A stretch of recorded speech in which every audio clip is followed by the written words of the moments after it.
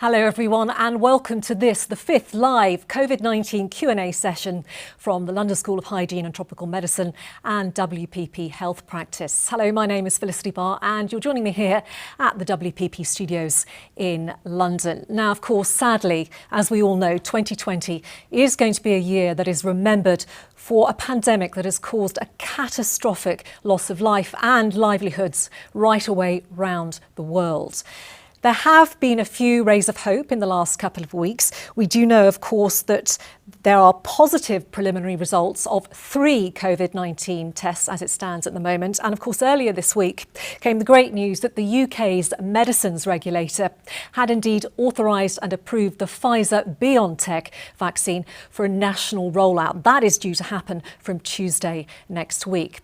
But despite the light at the end of the tunnel we are finally seeing, many challenges, of course, do remain. Things such as vaccine hesitancy.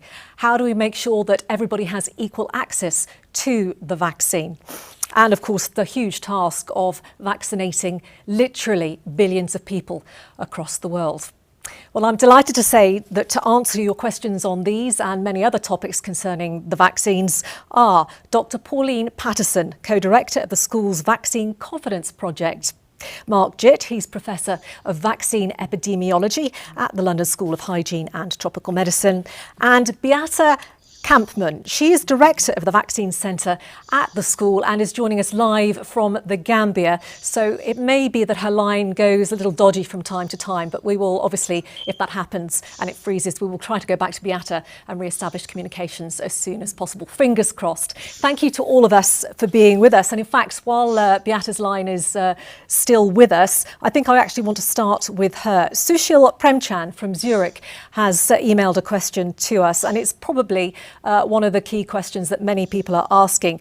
How has it been possible to conclude that the Pfizer Biontech vaccine is safe in such a short period of time across so many age groups? I mean, the medicines regulator in the UK has done a fantastic job in approving this for a national rollout. But how can people be sure that the tests have been carried out satisfactorily?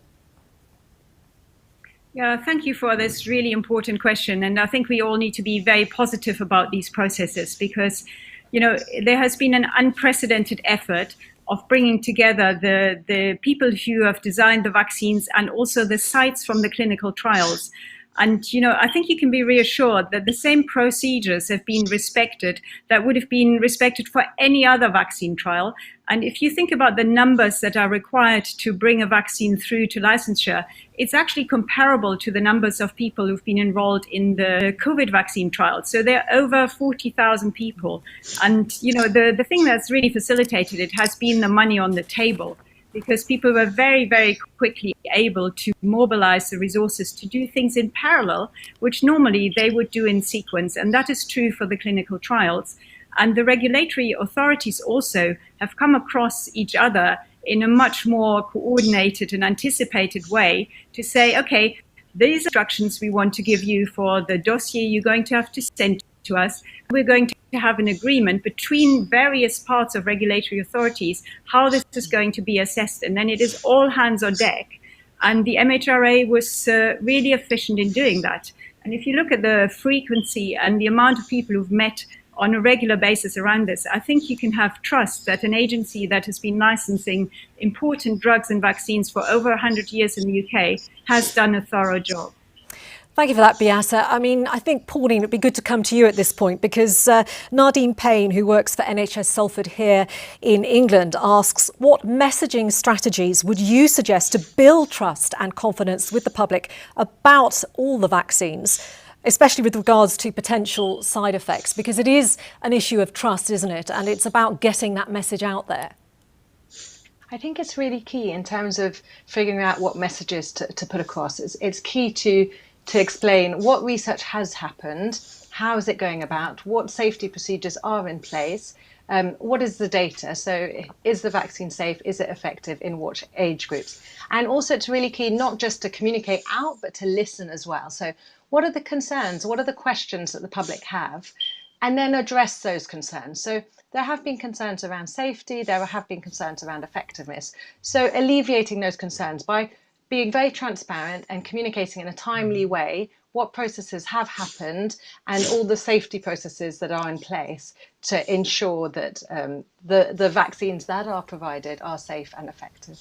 Well, that is key, isn't it, Pauline? Because it's all very well for the scientific and medical community who know their industry inside out and know that they can trust the regulators, they know that they can trust the scientists involved. But the general members of the public don't really have access to that information. And they quite rightly have concerns about something being brought in that is new. And it really is up to everybody to listen to what members of the public have to say, to be able to work out how to respond to their concerns. Yes, that's right. And also research has shown that the public trust their healthcare providers, they trust their GP, they trust their nurse. So information needs to be communicated to the healthcare professionals, to the nurses, the GPs, the doctors, and then they can answer the public's questions as well, should they arise. Mark, if I can come to you, Matthew Langford in London has emailed in to ask, who's actually going to be tracking any adverse reactions to the vaccine? And will the public actually have access to that data as that mass immunisation takes place?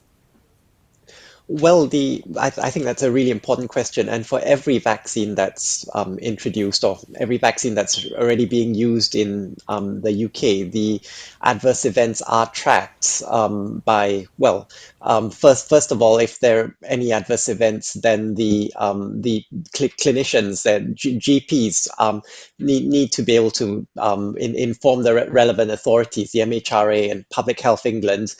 There will be investigations if anything does happen. First of all, if there is an adverse event associated with a particular person, but we will also be very closely monitoring to see if in the group of people who have been vaccinated, whether their life continues in the same way as people who haven't been vaccinated. So statistically, has there been an increase in any kind of undesirable health condition? And so if anything does look unusual, we will be able to detect it using both following up on individual people, but also looking at the statistics behind how many cases of various things happen. Peter Cave has also got a question which I think, Mark, you probably are the person to answer. He says, how typical is it to judge the effectiveness and safety of a vaccine on what appears to be quite a small sample so far?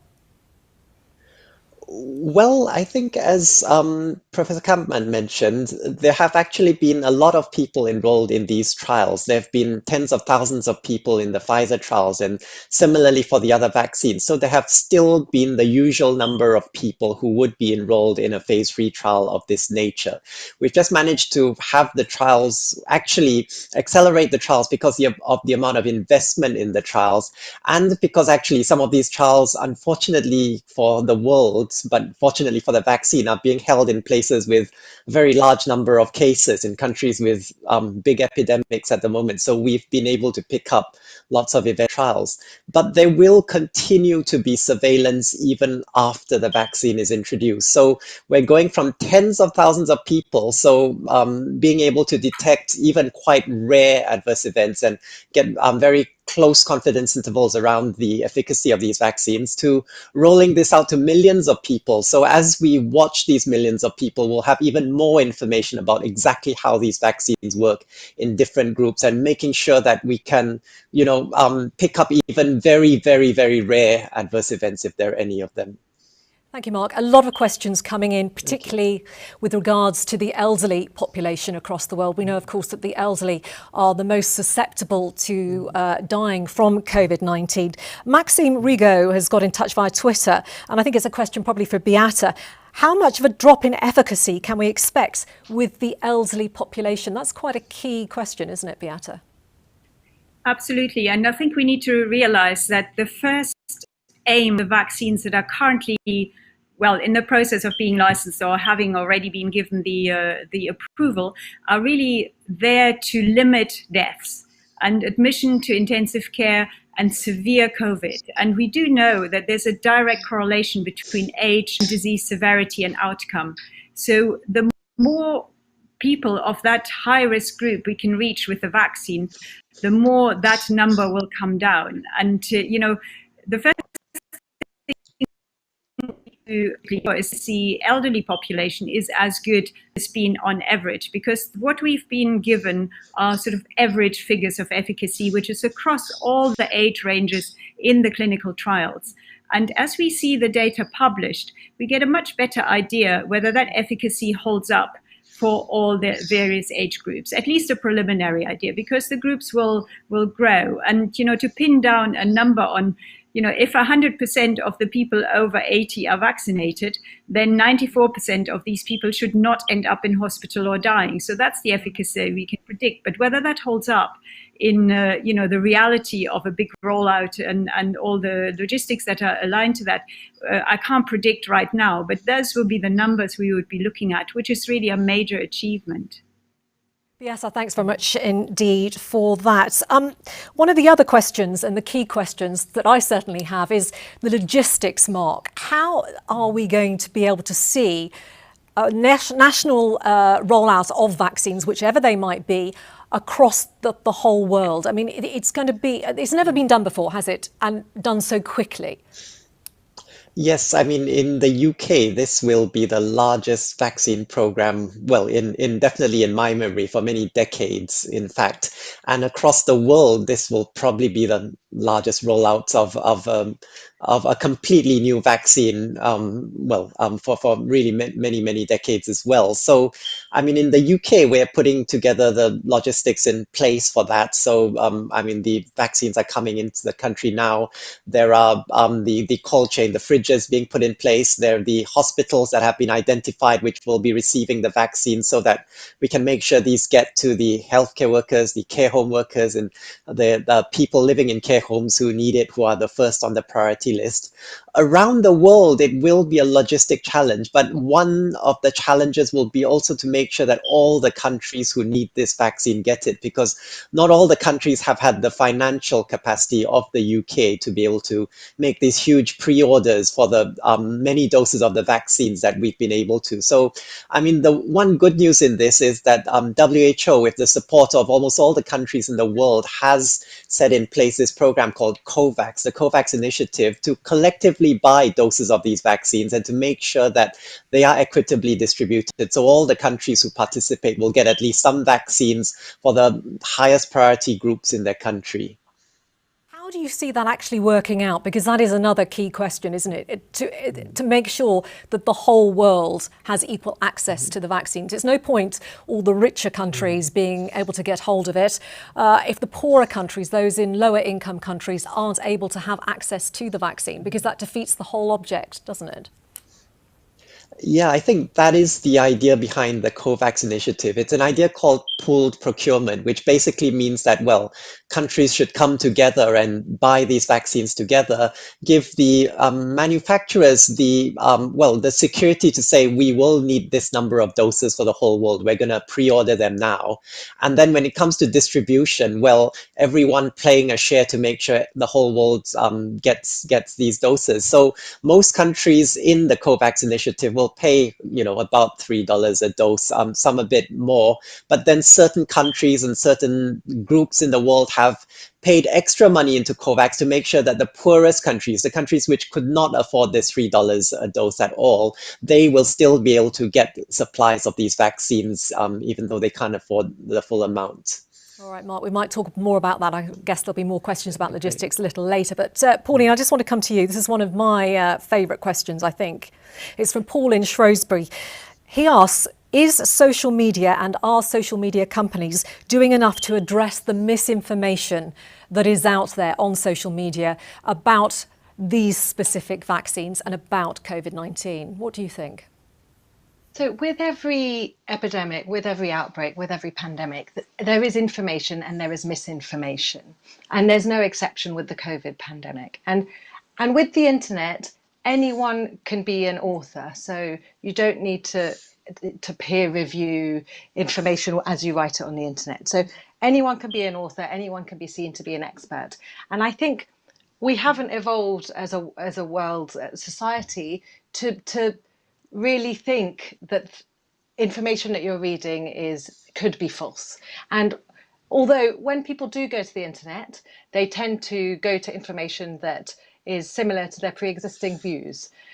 In terms of addressing misinformation, I think there's a line between the misinformation that is spread, such as with paid advertising, and misinformation or concerns that people have, that it's okay for people to express concerns. We shouldn't stop concerns being written on the internet. People should be allowed to express their concerns, but we need to stop misinformation spreading in terms of paid misinformation. Or so social media giants such as Facebook, Twitter, they are working towards reducing the spread of misinformation. So if you look at Twitter, if you search for something, one of the top things that come up in your search will be signposting to go to an official website such as Public Health England or NHS England. And should you try and spread misinformation, there is some fact-checking services out there. So if you did try and spread misinformation, there'll be a little highlight that comes up when you're trying to post that says this information has been verified as false. People can still spread it, but they get that little, there's an extra barrier. And then when they do, if they do choose to spread it, it doesn't come high up in the threads of that your friends are looking at, kind of thing. So there are methods in place. I think there is so much information out there that it is very difficult, and social media giants are making an effort, but more could be done. As ever, always. Pauline, thank you for the moment. This is one I'm not really sure who it should be directed at. I think we'll start with Beate, maybe. Will patients actually be issued with a certificate once they've gone through their double dose of vaccine? Or will the GPs be expected to supply one when that information is sent to something called System 1, which I've actually not even heard of? I'm not sure. Beate, do you think you could answer that? Yeah, so I'm a pediatrician as well, and we give a lot of vaccines within the public health system, and we work very closely with GPs. And normally the vaccines are administered, through the primary care network. We might be in a slightly different situation here because of the storage requirements, and we've touched on that. But every child that receives a vaccine has a record on the Public Health England system where it is recorded at what age and what dose and what vial specification this vaccine was given. So there is a national system in place, which is a vaccine registry. And similar, if you went to your pharmacy to get your flu shot, you would have to, if it wasn't given by your GP, the pharmacist would also fill in, or you would be asked to fill in one of these forms, and the information would be electronically captured. And, although I haven't seen the forms for the Pfizer vaccine myself, I very much believe that the similar system will be put in place, or is already in place, which is built upon the registration of vaccines within our context. And I think, Mark, you have a bit more insight there from the HPRU angle as well. But there absolutely has to be a register. Yeah, do join in with this. No, that's exactly right. I think Beate has given a good description of that. Yeah. All right. I'm not sure whether this would be a question for Mark or from Beate. But we are talking, of course, not just about here in the UK, although the medicines regulator is the first in the world here in the UK to approve a national rollout of one of the vaccines. But Emmanuel Agonli on YouTube says, how can we upgrade existing cold chain facilities we're currently using for polio, measles and vaccines in Africa to become very, very cold facilities? Obviously, they are going to be needed for the Pfizer Biontech vaccine. Mark, can you answer that? Would you rather Beate do it, given she's in the Gambia? Well, why don't you, Beate, do you want to go first, and I'll add anything else? Yeah, so, I'm sitting in the Gambia here at the moment at the MRC unit, which is also part of London School, and we do an awful lot of vaccine studies here in conjunction with the national immunization system.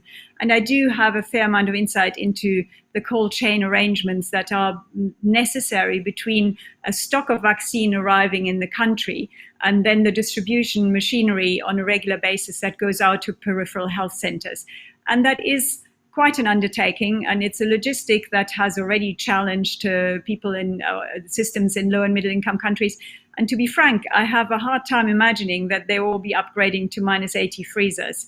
So, but these are going to be the only vaccines around. And it might just have to be that rather than trying to impossible, that other vaccines that are a bit more suitable for distribution in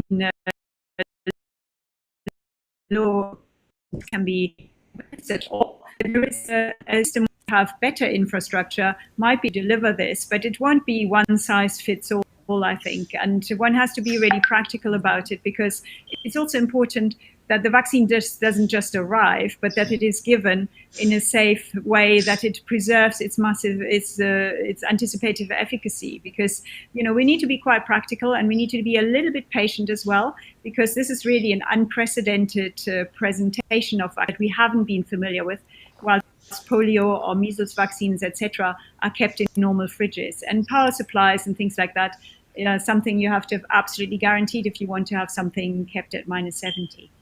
Yeah, Mark, given that this is the difficulty, particularly with the Pfizer Biontech vaccine, the fact that it does have to be stored at -70, the difficulties I think there are in actually splitting up the batch of doses. I think it's 975 doses in one batch, and you need to split that obviously to go to various places.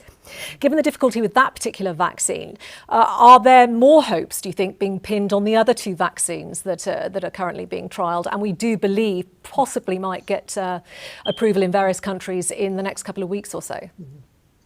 Well, I think it's likely that many countries will not be using the Pfizer vaccine, which needs very cold temperatures, because that vaccine is currently not part of the COVAX arrangement. That might change in the future. And I think if the vaccine is available to countries in Africa, for instance, and they really want this vaccine, there will be ways to distribute it. I mean, the Ebola vaccines, some of the Ebola vaccines used in these countries also needed very cold temperatures, for instance, but it will be extra hurdles that need to be surmounted. But as you said, there are other vaccines, for instance, the AstraZeneca vaccine, where we're still waiting for the full set of results, and the regulators are still looking at it. But if this looks like a safe and efficacious vaccine, then this is a vaccine that doesn't need these cold temperatures, and that is being supplied to COVAX. So I think this will open a way for this vaccine to be supplied to many countries around the world. Mark, I'm going to stick with you while we've got you up, because Arhill from Twitter says there have been recent reports in the UK media that those who are vaccinated will still have to self-isolate. To what extent is this true? And if so, should we expect the same for the other vaccines, or will they reduce transmissibility? We don't actually know at the moment what the effects of these vaccines is on someone's infection status. We do know that they prevent disease, so they prevent someone from having symptoms and severe symptoms, and that's really important. That means, we'll have a big reduction in people dying and people needing to go to hospital and needing ventilation. We don't know if people might get infected without symptoms and therefore be able to transmit. So I would say until we understand this well, it would be best for even vaccinated people to assume that they might still be able to transmit to other people and still take the normal precautions, the usual precautions that we've all been taking during the last 12 months or 9 months of this pandemic. Beate, if I can come back to you, it's another question in from Sushil Premchand from Zurich. He asks, if the virus mutates, will that impact on the vaccine's effectiveness? That is a very important point, isn't it? Yeah, of course. And, we have many examples of where this has mattered. Like, you just think about flu. Every year we have to make a new construct of the flu vaccine because the flu virus mutates extremely rapidly. Now, I think we're in a fortunate position that there's no evidence of that for the coronavirus, at least not with this speed.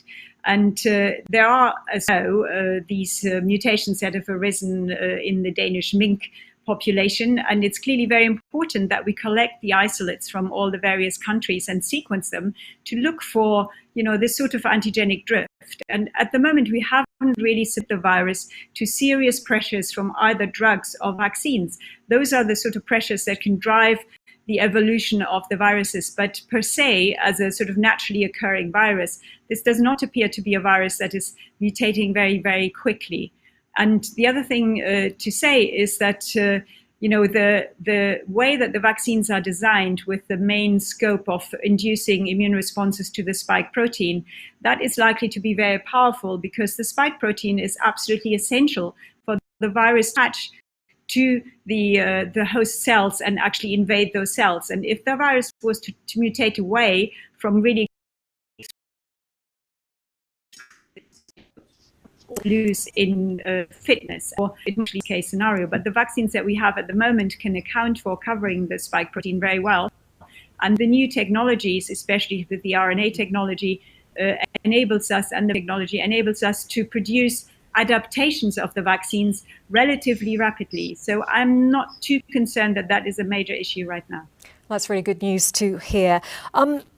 Let's go to Mark, because Beate's line just went a bit dodgy there. So I'm going to ask you, Mark, how often, says Wendy Norton on YouTube, how often will people need to have a booster? We know, of course, that they have to have 2 initial vaccinations, but how often will people need to have a booster? And will these only cover COVID-19? Or will it be like a flu vaccine with the ability to cover various strains of corona? Well, that's a really good question, and that's something we will be looking carefully at the people who got vaccinated to see whether their protection lasts for a long time or whether it starts to wane. At the moment, I think that's really an open question. So we hope that protection will last for many years, but if it doesn't, perhaps people will have to come back for regular boosters. I mean, at the moment, this vaccine only protects against the SARS coronavirus 2, so COVID-19 causing coronavirus, not the other coronaviruses. But that's still good news because this is the most severe of the coronaviruses by far. This is the one we're most concerned about.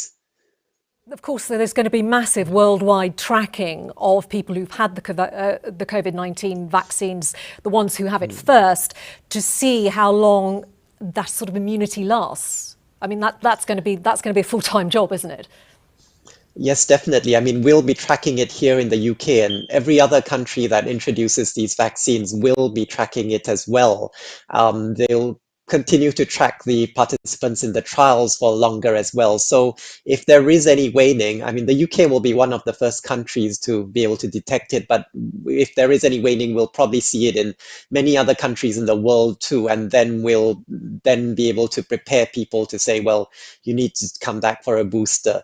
We'll also be able to detect if, you know, populations vaccinated with different vaccines, because there's a whole range of coronavirus vaccines currently being developed, whether they have some of them might last longer than others. I mean, in the best possible world, we'll have at least some of these vaccines which last for many years, maybe a decade or more, but currently it's too early to be able to tell. Pauline, if I can come to you, it's a question come into us on Twitter, but I don't actually know who the Twitter handle belongs to. It's how much can misinformation actually affect someone's decision on whether or not to take the vaccine? So there's been quite a lot of research looking at whether information can influence people's perceptions around vaccines. And we conducted a study at the Vaccine Confidence Project looking at if people were exposed to misinformation around the coronavirus vaccine, whether it would influence their intention to vaccinate. And we found that it did. So there was a fall in intent of those that were willing to vaccinate. And we explored this in the UK and in the US. Although that when you look at sources of information of where people go to, most people would go to the healthcare provider to look at vaccination leaflets and go to their GP. And although people go to the internet, research has shown that they don't necessarily trust it. Right. I mean, I guess, Pauline, that makes the sort of the first line defence, if you like, in the medical industry, your general practitioner, hugely important in getting the message out, because the GPs tend to be the people that the public trust. Yes, that's right. And interestingly, if a GP is vaccinated themselves, they're more likely to recommend vaccination to other people for other vaccines. And if someone gets a recommendation for a vaccine from their general practitioner, they are more likely to vaccinate as well. So it's interesting. We've seen many world leaders, Boris Johnson, Joe Biden, all saying they're more than happy to have the vaccine given to them on camera to prove that they believe it's safe. There have been other arguments saying, well, actually, you're just taking up a vaccine that somebody who's older or who should be higher up the list should be having. I wonder what your thoughts are on that. Is it a wise idea for leading figures to prove by having the vaccine on camera that it is safe? Yes, I think that is a good. I think it's good for influential leaders to show that they are for the vaccine, and getting vaccinated is a great way to show that they think it's a good idea. But I do understand that point. Are they at risk? So maybe they should vaccinate, but maybe not at the start, but maybe 1 month in, or when there's more vaccine available. Because it's in short supply at the moment, although obviously things will get better. Beate, if I can come back to you now. This has come into us on YouTube from the Equilibrium Mediation Consulting, and they ask, how effective is the vaccine for different ethnic groups, from obviously, Black, Asian, minority ethnic? Are we saying that one vaccine will work for everyone with the same efficacy? Yeah, I think the very general answer to that might be we still have to find out, because what's people have really made quite an effort to make sure that at least in the 40 or 60,000 people that were included in their respective vaccine trials, there's been a spread. And the spread related to age groups, and the spread related to people from various ethnicities as well. It's a little tricky to dissect with that level of detail, right? Because none of us has actually seen all of these original data. I happen to, you can look up the protocols, which are publicly available actually through the clinical trial registrations. And on our vaccine tracker that we've put in at the London School, you can see exactly which vaccine was vaccinating which group by going to the tracker and looking at the review of the various trials. So we have some idea, but we haven't yet seen the efficacy data really scripted out by, ethnicity, age group, etc. And I think it will take a little bit longer to have that full spectrum. And then also, the trials have been done across a whole range of geographic areas. And again, that's been an asset, because the responses in a USA population might be quite different from the responses in an African population. And it's important that we now also gather the data from the people who are vaccinated, even as part of routine studies later on, around the efficacy. And sometimes, efficacy in trials, these are very controlled circumstances. The efficacy in the real world is often not quite as good as it has been in the trial situation. But I think we can trust that the vaccines have been evaluated across geographies and across risk populations and across ethnicities to a degree that is really quite comprehensive at this stage. Mark, very simple question, but a question that so many people around the world are asking. It comes from Paul Galea on YouTube. Will it be safe for use in pregnancy? Well, at the moment, the MHRA is recommending that it's not given to pregnant women because they haven't been enrolled in the trials yet. I do think this is something we do need to get data on, because it's really important to find out, is it safe to give it to them? But at the moment, as a precaution, the recommendation is not to give it to pregnant women. I don't know if Beate, as a pediatrician, as a clinician, wants to add anything to that. Yeah. I'd love to comment on this. Thank you. It's a really important question, because also the healthcare workforce has a huge percentage of obviously female workforce and people who can get pregnant or are currently pregnant. So it's a question that we have been thinking with the COVAX initiative in a specific working group on trying to come up with some frameworks of evaluation for vaccines that might be safer in pregnancy as well. And that framework is being established right now. But what is absolutely obvious is that pregnant women ought to be included now in these studies, with the very careful design of the studies and the follow-up of risk factors and adverse events that occur in pregnancy, not necessarily related to the vaccination at all. So we need data on this urgently, as we also need data on small children. I'm actually really interested. So this is a question from me. It's not normal, is it, for vaccines to be given to pregnant women? Are you saying that this is going to be slightly different with COVID-19? Because normally, I think I'm right in saying that vaccines aren't normally given to pregnant women? Oh, you're very mistaken, Felicity. Excellent. There are internationally recommended vaccines, and in low and middle income countries, literally every woman in pregnancy gets vaccinated against tetanus, and that has virtually eliminated neonatal tetanus. In the UK, vaccines against flu and whooping cough are recommended. And every woman who is pregnant gets them recommended during her pregnancy. And we are currently really very actively working on vaccines against RSV and Group B strep. So I think what you're thinking of is specific types of vaccines which are less recommended for pregnant women, and that relates to live vaccines. But otherwise, there is an excellent safety record of women getting vaccinated in pregnancy, and particularly for flu, for example, is hugely important because pregnant women die of flu, even in the UK. I was always going to get something wrong in this hour-long chat with the experts. I've now done it. Let's move now to Nadia on YouTube. Maybe a question for Mark. Nadia asks, are there any adverse effects if the Pfizer-Biontech vaccine is given and has not been stored at the correct temperature? And what procedures will be implemented to ensure that doesn't happen?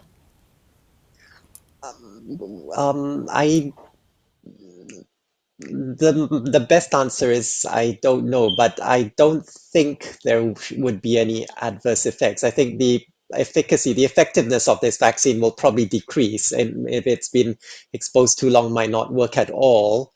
But I mean, I want to be honest and say I don't know. If anyone else would like to add to that, I'm very happy to. I mean, I think it's important to know that the temperature monitoring and the temperature control is an element of administration which has to be established properly. It's monitored. There are little thermometers or even temperature vials on the vaccines themselves. And if a vaccine doesn't fulfill the specifics, it should not be administered. And as Mark was saying, if the vaccine isn't kept at the right temperature, the chances are it's degrading, and that means it won't work to stimulate the immune response, but it wouldn't give you a negative effect. It would just give you no effect, which would be a shame because it's a wasted vaccine. All right. Thank you very much indeed for that.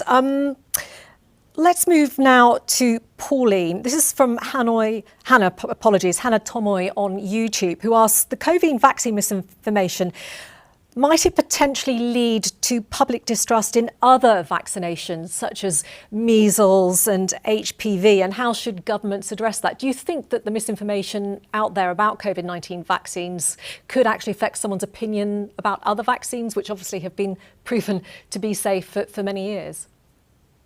Thank you. That's a great question. And we have seen this in the Philippines with the dengue vaccine, not just around misinformation, but around safety scares, let's say. So in the Philippines, the dengue vaccine was a new vaccine that was introduced there. And there were some concerns around safety. And these concerns spiraled. So there was a lot of concerns in the media that because with dengue vaccine, it's quite a complicated disease. So I'm sorry, my dog that's barking, if you can hear that in the background. I'm not sure what's that.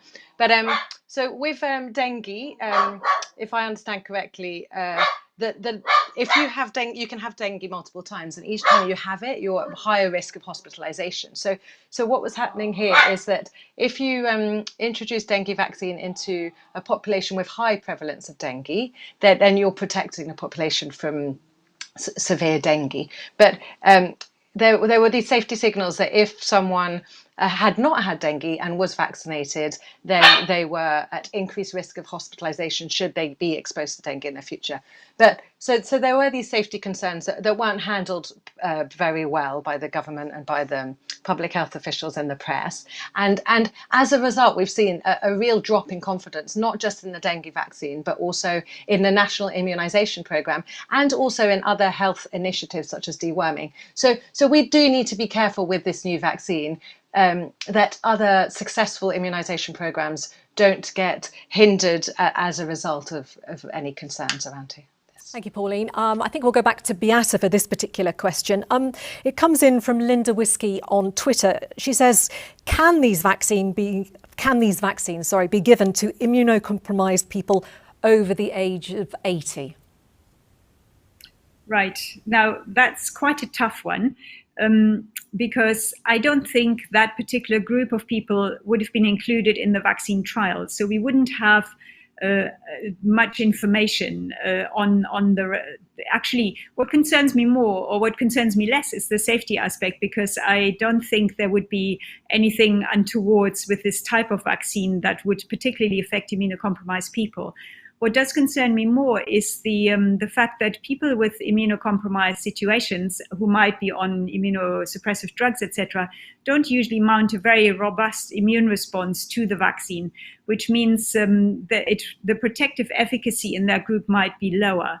And I think what needs to be said is that the people around the people with the immunosuppression or who are particularly vulnerable have a particular interest to be vaccinated to almost provide like a shield or a cocoon around the person who's remained vulnerable.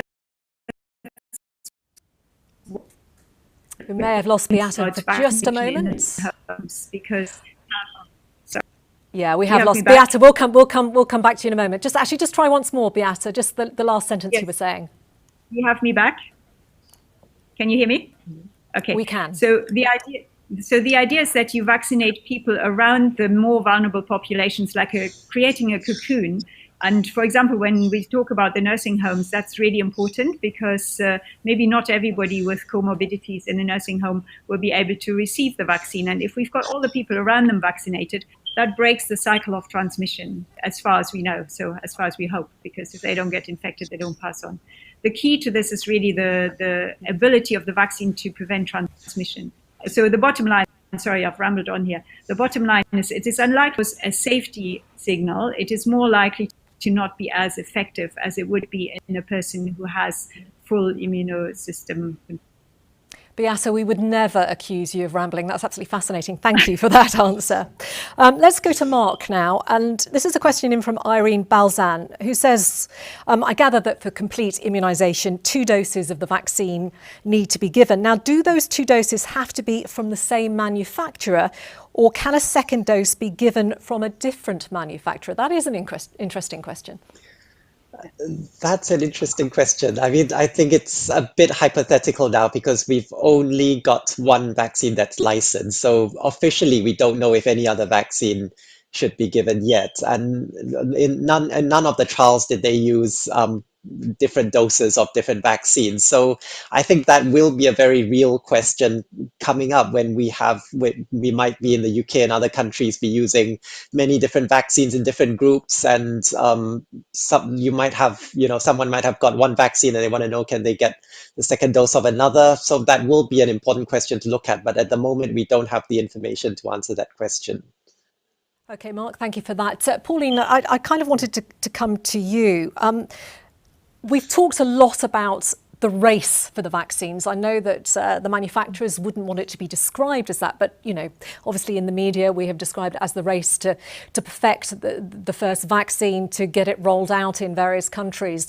How bad is that in some respects for the wider world when you're looking at it as if nations are actually competing? Presumably that doesn't help the trust issue for the public.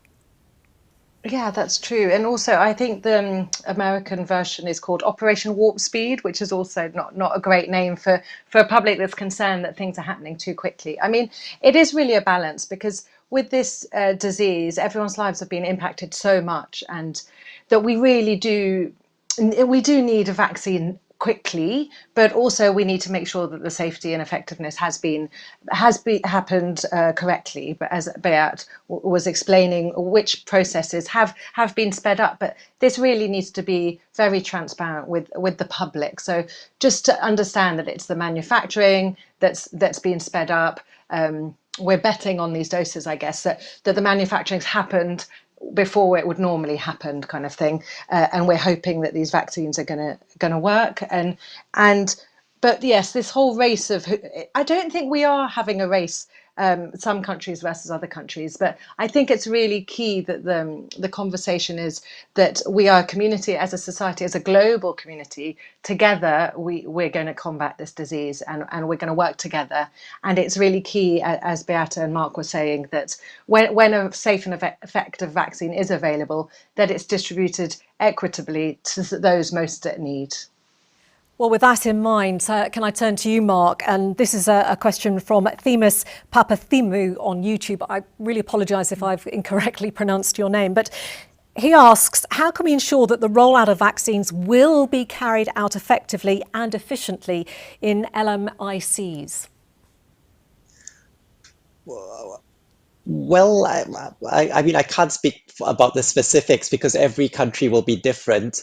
I think what we do know is that, I mean, almost every country in the world delivers a large number of vaccines, very, very well. I mean, with some of the childhood vaccines, countries which are actually really poor, have very basic healthcare systems, still manage to vaccinate 80%, 90%, 95% of their population against, viruses such as measles, sometimes at an even higher level than, many European countries, for instance. So we should, I think many of these countries, we should salute them. They are making huge efforts to bring these vaccines to the people who need them because they understand how important these vaccines are. I think COVID vaccines will bring their own challenges because there'll be different age groups and we'll need to do this faster. But I think many countries have said that, we know this is important, so we're up for the challenge. It will be difficult. We'll need to put a lot of resources into it, but they're saying when the vaccines come, we're ready for it. Whether anyone else would like to add any experiences. Nobody's. Yeah, I mean, Beate, here in the go Gambia, ahead.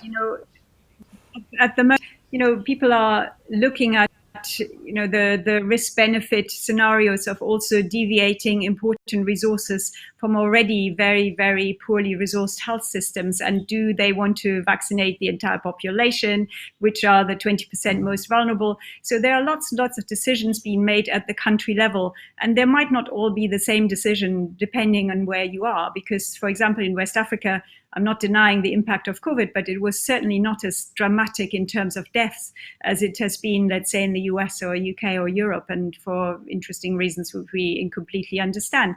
But I think what is obvious that it's not going to just sneak into the system as it is. And if people are thinking, there is no extra resource needed, they are really missing the point. I mean, there has to be commitment, there has to be funding, there have to be healthcare professionals can take this on as an additional challenge to all the challenges they're already having in their daily existence. And, people need to face up to that. And there also, the other thing that's really important, I think, is there has to be a data capture system that can follow people up, because we have an obligation. And this relates to the question that Pauline answered so well earlier around the impact of the COVID vaccines on other vaccine programs. And we have such successful immunization programs across the world, especially in low and middle income countries. There's always progress to be made, but we cannot risk those triumphs and the impact on mortality to be derailed by a badly run COVID vaccine campaign, which is why I think people need to be a little bit patient and really make sure it's done properly rather than rushing it. And that's also this politicization of it has to be the first and has to be the race and our nation first and all that is entirely unhelpful. It's the one time that the world really does need to come together. Beate, for the moment, thank you. Although I said that, I'm now going to come straight back to you. Gemma Pimentel from Twitter says, this is the first mRNA vaccine. How can we know that it is safe in the long term when this is the first time it has been given to humans? Yeah, you're absolutely right. I mean, there are some precedents, mRNA products in a more sort of personalized medicine approach being used for cancer. So the first thing is, but the safety records are limited, and you're absolutely right. And, the main issue that people are thinking about is this a genetically modified vaccine that will at all interfere with the genetic makeup of people? So I think we have confidence that from the technology and from the way that RNA works, it can't just revert to DNA and insert itself into the nucleus in your cell. So I think you can trust that people have thought about this very, very carefully, because that would be a non-starter. So we really need to think about the longer term effects that we need to monitor, but we also need, and I think nobody will say there might not be challenges, but in relationship to the challenge that we have from serious disease, from COVID, I think we need to put it into perspective of the risk of dying and having massive, disease, long-term COVID, economy crash, the whole caboodle, with the theoretical risk of a new technology that is going to be introduced and carefully monitored. So I think people need to be sort of aware of the decision making there, and everybody has a responsibility and also the right to make their own decision. But I would take the vaccine. I would rather think about some theoretical minute risk in whatever 10 years time, as opposed to being on a ventilator or suffering from long COVID. Absolutely. Beate, thank you. And with that also in mind, I want to go to Pauline. This is from somebody anonymous via YouTube. What type of misinformation actually does the most harm when we're talking about COVID-19? So in this survey that I was talking about before, where we, at the Vaccine Confidence Project, we looked at misinformation. It was actually scientific looking information does more harm. And I think, so there are some vaccine critical websites out there and groups that that are very good at looking official and looking like the information is correct. So it is getting harder to figure out whether something is misinformation or not.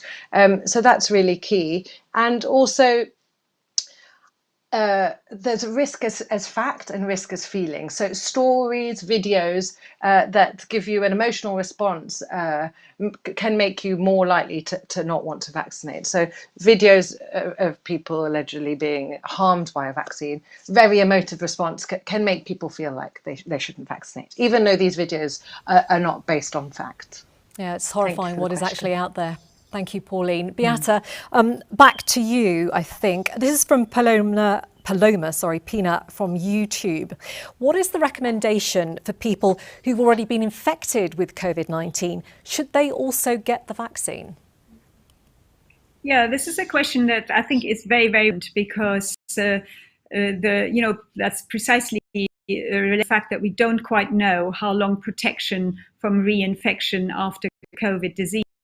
And we have seen antibody titers go down in people a few months after they've recovered from COVID. That doesn't mean their immune system will respond. It's quite normal, even after vaccination, that the antibody levels go down. But the whole point is meet the organism again, the virus in this case. It all flares back up, and your memory in the bank will come forward. So I don't think there was wide screening of only giving the vaccine in the trials to people who were COVID serology negative, which means we have a good record of safety for people who got the vaccine, although they had COVID in the past. And that's reassuring, which lets me to, we need more data on this, but it's me to be quite confident that it's certainly not going to do harm, and it will act like a booster to an already immune response. And in a sense, you'll put more memory in the bank. And I think that can only be a good thing. Thanks, Beate. I feel I've left out Mark recently. Let's go to Mark now. This is from Claire in Reading via email. How can mathematical modelling be used to inform the vaccine rollout? Well, I think this is already being done. So even before the vaccines were developed, there were groups around the world actually helping to inform governments about how this vaccine will be rolled out, especially since, we won't have enough vaccines to give to everyone who needs it. Which are the groups that should be prioritized for vaccination? For instance, in the UK, the JCVI, the body that makes recommendations to government about vaccination, has said we need to prioritize, healthcare workers, care home workers, people in care homes, people who are older. All this was informed by mathematical modeling that helps to project actually what would happen if you vaccinated different groups of different people. And then going longer term, mathematical modeling is helping to inform actually whether we can expect to see some sort of normalcy return to society. Can we stop some of our physical distancing if we have a vaccine? And the modeling is showing we might be able to, if the vaccine works very well and protects against infection as well as against disease. So that's helping us understand what are the sort of endpoints that we need to look out for in order to determine whether we can start to return society back to normal. Mark, thanks very much indeed for that. We are almost out of time, but I thought I'd finish by asking each of you about your current feelings of where the world is right now. Let's start, as the screen shows us, with Pauline. How optimistic are you about the future, and how do you feel right now about the vaccines that are finally emerging? Yeah, I'm feeling hopeful. I'm feeling cautiously optimistic, I think. I think it's great that these vaccines that are being researched are seen to be so effective. The preliminary results are showing such high effectiveness, which is really promising and really exciting. And it's great that the world is coming together and financing research and also financing the distribution of these vaccines so that the distribution is equitable. I think we need to be cautious in terms of making sure that trust is not lost in the way that the pandemic is being dealt with, in the way that governments are making decisions. It really needs to be transparent how these decisions are being made, that the government aren't making decisions that aren't based on evidence, because if trust is lost, then it's really difficult to then build it up again. And in terms of bringing our lives back to normal, we will need a large proportion of the population to get vaccinated.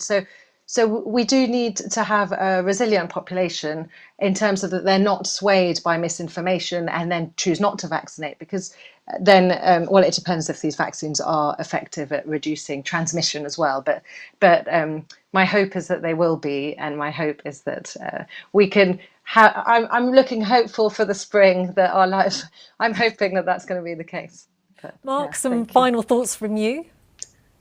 Well, I think I'm cautiously optimistic as well. I mean, I think in the last month or so, we've had some of the best news from this pandemic. It feels like it's been such a tough crawl all the way through. It's either we've got to go into lockdown or we've got to see deaths and hospitalizations. But finally, there's the hope of these vaccines, which I think is an incredible success story. I mean, we only and we only isolated this virus at the beginning of the year. And in 12 months, thanks to the efforts of a whole range of people, from the clinicians to the scientists in the lab, to the companies, governments funding the R&D, ordinary people, I mean, working together to, keep the numbers under control. It's thanks to all this effort that, we're seeing hopefully the beginning of the end. But I'm also a bit cautious because I think this is just the beginning. It won't be that, now that the UK has a first licensed vaccine, that's the end. COVID is over. I mean, the models and the data are showing that it will take a long time. It will need a lot of people to be vaccinated, and we still have to look out for things like, is this actually going to prevent infection, transmission of infection? How long are the vaccines going to last? If they don't last very long, or if they don't protect against infection, it might be that they will help a lot, but we'll still need some measures in our society in order to keep COVID under control. So I'm optimistic, but at the same time, there are a lot more questions we need to answer, and there's a lot more work that needs to be done by all of us in society. And finally, Beate, we are running very short on time, so I'm going to have to ask you to be quite brief. But did you actually think we would be in the position that we are now, where one country in the world is already rolling out its first vaccine and it looks hopeful for another two? Did you think that by December 2020 we'd be in this position? As a vaccinologist, I'm absolutely thrilled to where we got to, because I think this is a paradigm shifting experience and probably one of the few silver linings of this entire pandemic. So but we're not there yet. And brief. Not there yet, but it is looking a little bit more optimistic. Thank you very much indeed for tuning in. I'd like, of course, to thank Pauline, Mark and Beate for replying to all your questions and your comments. We wish them well, obviously, as they continue to help in the fight against COVID-19 and promoting the work of vaccine acceptance. Thanks also to the London School of Hygiene and Tropical Medicine and WPP Health Practice for inviting me to take part. I really do hope we've managed to answer most of the questions that you posed. Bit of a plug time now. Please do log on to the LSHTM's website. You can get more information. And of course, don't forget to tune in to the podcast, which will soon be featuring this interview, among others. So it just remains for me to say thank you to my panel and thank you to everyone who's taken part and submitted questions. Goodbye and stay healthy.